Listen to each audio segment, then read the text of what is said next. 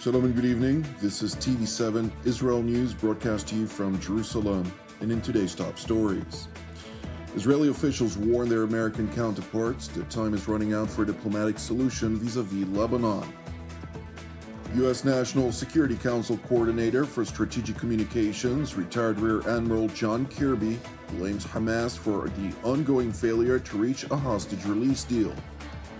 The International Atomic Energy Agency Director General Rafael Mariano Grossi hopes diplomacy related to Iran's nuclear program is not completely dead. Prospects for the Hezbollah-instigated conflict with Israel to intensify into high-intensity war is seemingly growing by the day. Amid more than 100,000 Israelis displaced from border communities, which are subject to daily cross-border fire by the Iranian proxy in Lebanon, domestic pressure is mounting on Jerusalem's political leadership to utilize the IDF for the purpose of implementing UN Security Council Resolution 1701 by force. And while reports of a new American push to find a diplomatic solution that could avert full-fledged hostilities, Hezbollah has increasingly utilized unmanned aerial vehicles and rockets in cross-border attacks against civilian communities, including in the town of Nahariya, where a UAV struck a high-rise residential building housing displaced Israelis. אני גרה בבניין ממול, הייתה אזעקה, נכנסתי לממ"ד ושמעתי פיצוץ שהוא לא רגיל, ישר כתבתי בקבוצה של הבניין שאני בטוחה שזה נפל כאן מחוץ לבית. וכמו שאתם יכולים לראות, זה נפל כאן ממש בבניין לידינו. אני במקור משלומי, אני מפונה כבר כמעט שנה. פוניתי לכאן כי זה מרכז החיים שלנו, ומסתבר שבאף מקום כבר לא בטוח. ואני פונה באמת לראש הממשלה ולכל חברי הקבינט, תגנו על הצפון, תעשו כבר משהו כדי שנוכל לחיות פה בשלווה. כי אם היה נופל טיל בתל אביב, אז עכשיו כבר היו סוגרים את כל העסקים וסוגרים רחובות ומשביתים מדינה שלמה ונכנסים למצב חירום. תגנו על הצפון, אין לנו בית אחר. Following the deliberate attacks by the Iranian proxy Hezbollah on the town of Nahariya, among other civilian communities, IDF Chief of General Staff Lieutenant General Herzi Halevi held a situation assessment of Israel's northern arena with members of the General Staff Forum, after which he stressed that Hezbollah strikes on a residential building in Nahariya is a serious incident, as is the fire directed at the citizens of the north. He further asserted that the IDF is operating forcefully in the north and is in a high state of readiness, with operational plans ready, prepared for any mission required. It is important to know that senior Israeli officials have told their counterparts in the Biden administration that they cannot delay much longer before a military operation will be required. Moreover, the officials reportedly stressed that they don't know whether there is enough time for a diplomatic solution to be achieved. Those statements were made after it was reported that the Biden administration began to work on a so-called Plan B aimed at a diplomatic solution for Lebanon's hostilities versus Israel, amid growing skepticism over prospects to achieve a diplomatic solution for the Gaza Strip.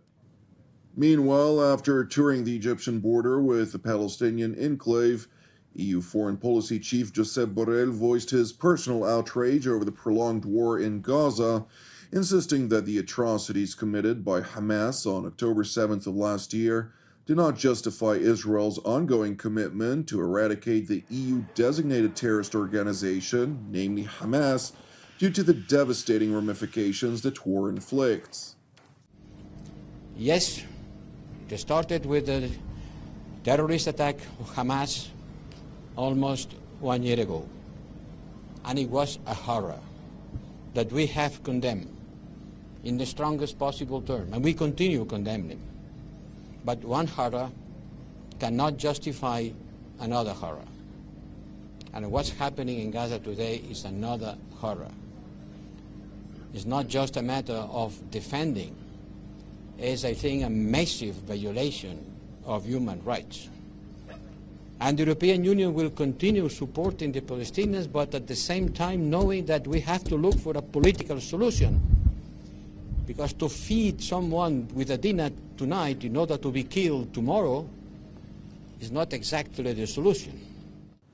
Borrell, whose anti-Israel sentiments have been repeatedly put on display during his tenure as EU foreign policy chief, responded to a question about whether the EU would seek to join the mediation efforts for a Gaza ceasefire, while further noting that he does not know the reason for the evident failure of the talks for a ceasefire.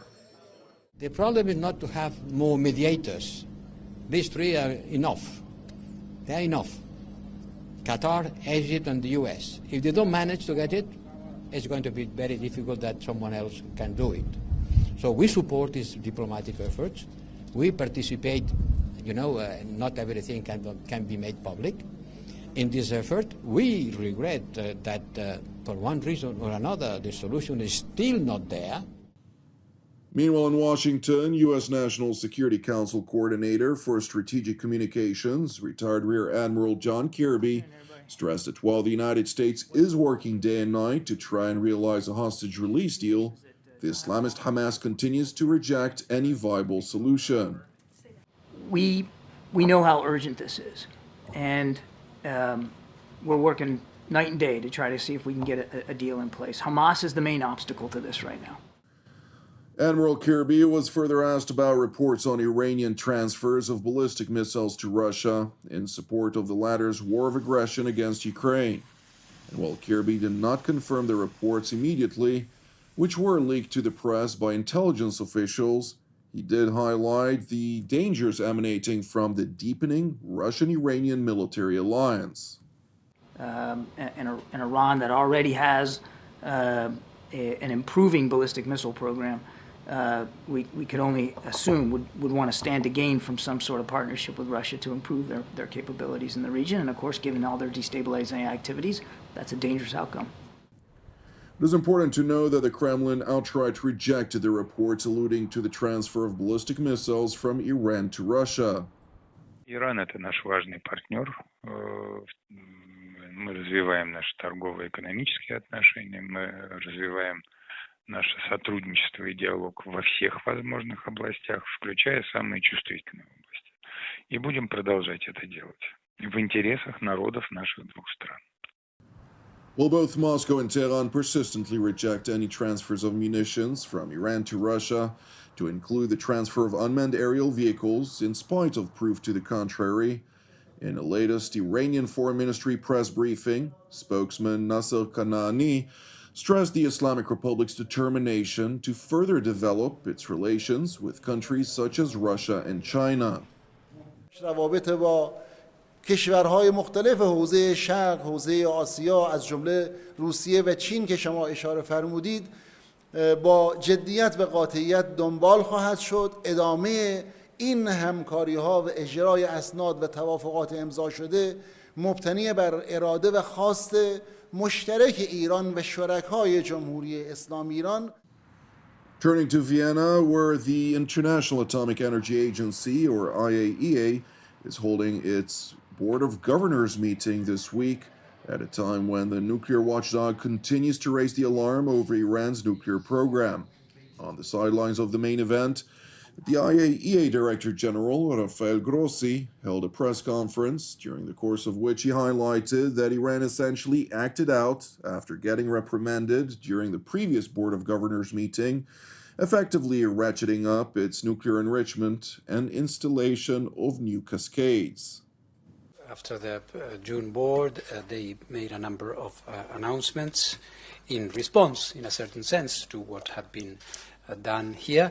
And what we see is that there is some work, but nothing that indicates a rush to a fast implementation of a big increase in terms of enrichment production. This is a very, I would say, very generic assessment I would concede. Grossi was further asked about a recent meeting between EU Foreign Policy Chief Josep Borrell and Iranian Foreign Minister Abbas Araghchi, and whether the European Union was keeping the IAEA apprised of its own nuclear-related activities vis-à-vis the Islamic Republic of Iran. We exchange information, of course. The EU colleagues are very close to us, and we are always comparing notes. although our processes at this point are quite different. There is no process going on at the level of the former partnership that used to exist, which is very improbable to be reconstructed, at least in the way that it happened in the past.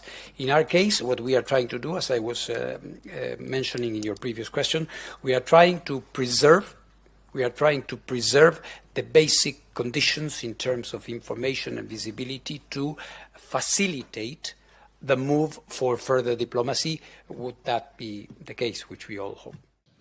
It is important to highlight that while diplomatic efforts behind closed doors are ongoing, some 3 weeks ago, U.S. Representative Mike Turner, who chairs the House Intelligence Committee, warned that Iran could declare itself a nuclear weapon state by the end of the year.